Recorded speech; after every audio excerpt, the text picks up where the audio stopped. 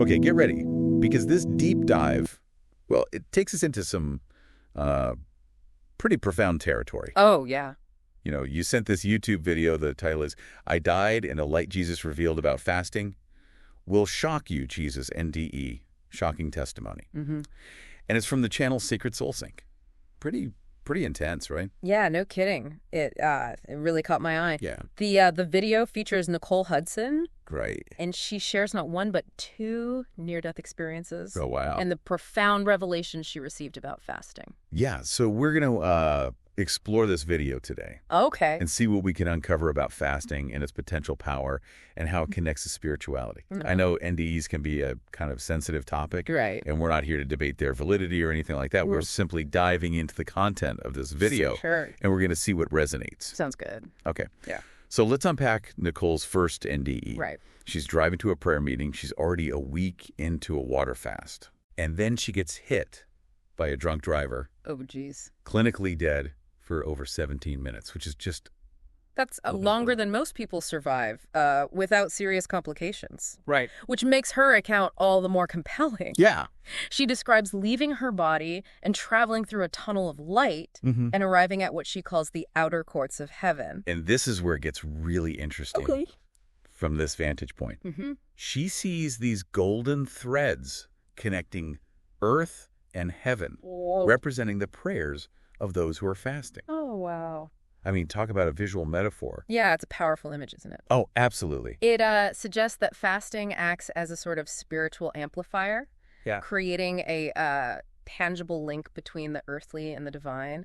What stood out to you about this imagery? Well, it makes you think about the potential impact of our actions, even something as personal as fasting. Right.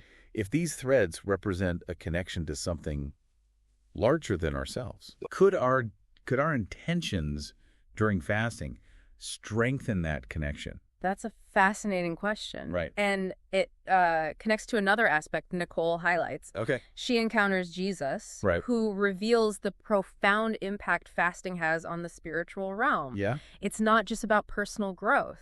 It seems to have far-reaching consequences. It does. Like, she sees how fasting creates openings in the spiritual atmosphere, allowing heaven's power to flow more freely into the world. Interesting. Almost like clearing a path for divine intervention. A very vivid analogy. Right. And for those who may not subscribe to this specific belief system, right, we can think about it in secular terms as well. Okay. Fasting requires discipline and focus. Right. And those qualities can absolutely translate into other areas of life. Yeah. Imagine that laser focus applied to your goals or to breaking a bad habit. So maybe it's not just about divine power, but also about tapping into our own inner strength and willpower. Precisely. And that concept is echoed in how Nicole describes fasting strengthening spiritual pathways, making prayers more effective. Right. In a secular context, we might call that clarity of intention. Right. Or the ability to focus our energy on what matters most. Like, fasting gives us the mental and spiritual stamina to Yes. really commit to our intentions, whether we're praying, working toward a goal, or simply trying to be more present in our lives. Exactly. Yeah. And Nicole's experience suggests that this amplified intention has ripple effects. She sees historical examples like Moses receiving the 10 Commandments after his 40-day fast, Right. and Daniel pushing back against negative forces through his dedicated fasting. It's like watching a highlight reel of fasting's greatest hits. Yeah. But it makes you wonder if fasting has been practiced for centuries across various traditions. Right. What is it about this practice that resonates so deeply with humanity? That's a great question. Yeah. And it's something we'll keep exploring as we delve deeper into Nicole's experience. Okay. But before we move on, I'm curious. Yeah. What are your initial thoughts on all of this? It's a lot to process. Yeah. But the idea that fasting can amplify our intentions, Right. whether we're talking about prayer or personal goals, is really intriguing. Yeah. And it's making me think about the potential implications in a broader context, beyond just the religious aspect. I agree. And that's what makes this deep dive so fascinating. Right. Nicole's experience, while rooted in her specific faith, opens up a lot of questions about human potential, willpower, and the power of belief itself. And we're just getting started. Oh, yeah. Nicole's first NDE lays the groundwork. Right. But it's her second NDE, just 3 months later, that takes things to a whole new level. Okay. All right, hold that thought. Okay. We'll dive into Nicole's second NDE and unpack those ripple effects in the next part of our deep dive. All right. Welcome back. Last time we left off with Nicole's first NDE. Right. Her incredible journey into the spiritual realm, those golden threads representing prayers. Yeah. The encounter with Jesus, it was a lot to take in. Oh, it really was. But her story doesn't stop there. Right. In her second NDE, just a few months later, wow, she's taken back to that spiritual plane. Okay. And this time she's shown the impact of sharing these fasting revelations with others. Interesting. It's like witnessing the ripple effect of a single stone cast into a vast pond. Yeah, and what's so striking about this part of her experience is how it highlights the power of shared understanding. It's not just about individuals adopting a new practice, but about a collective awakening, a sense of shared purpose. Exactly. It's like that saying, when you share your knowledge, you light someone else's candle without dimming your own. Right. Only in this case, it's like thousands of candles being lit. Yep. She sees those golden threads representing prayers of those fasting, multiplying exponentially across the globe. It's a beautiful visualization. It is. Of how powerful ideas can become when they resonate with others. Absolutely. And it's not just about the quantity of prayers, but the quality of change. Yeah. Nicole witnesses incredible transformations, addictions breaking, healing taking place, relationships mending, all through the combined power of prayer and fasting. It's like watching a domino effect of positive change. Yeah. And it all stems from one person's willingness to share their experience. Right. What I find particularly fascinating is the idea that this ripple effect extends beyond just the individual, impacting future generations as well. It's a profound concept, isn't it? It is. The notion that our actions today can create a legacy that stretches far beyond our own lifespan. Right. It speaks to a sense of interconnectedness, a web of influence that weaves through time. I like that. Perhaps it's not so different in a secular sense. Right. Think about the impact of scientific discoveries or artistic masterpieces. Yeah. They continue to influence and inspire long after their creators are gone. That's such a great point. Yeah. So whether we're talking about spiritual growth or breakthroughs in other fields, it seems like there's a common thread here about the power of focused intention. Yeah. And how it can create lasting change. Absolutely. And that sense of urgency is further emphasized when Jesus speaks to Nicole again in the second NDE. Oh, okay. It tells her, what I showed you wasn't just for you. It was for my beloved church, my precious bride. Wow. So it's like this knowledge wasn't meant to be kept secret. Right. But to be shared and utilized for the betterment of the whole community. Exactly. It reminds me of how scientific breakthroughs are often shared and built upon by the entire scientific community. Precisely. Yeah. And the message takes on an even greater sense of urgency. When Jesus says, the days ahead will require my people to walk in levels of spiritual authority they've never known before. What I showed you about fasting isn't optional. It's essential preparation for what's coming. This part really struck me. Yeah. It's almost like a call to action. Right. Urging people to prepare for challenging times ahead.